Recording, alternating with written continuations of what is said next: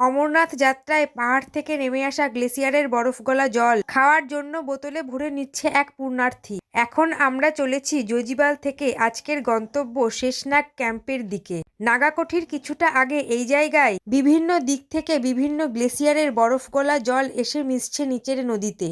ওই দূরে নিচে জোজিবাল ক্যাম্প থেকে আমরা অনেকটাই উপরে উঠে এসেছি। এই রাস্তাটা পুরোটাই চড়াই।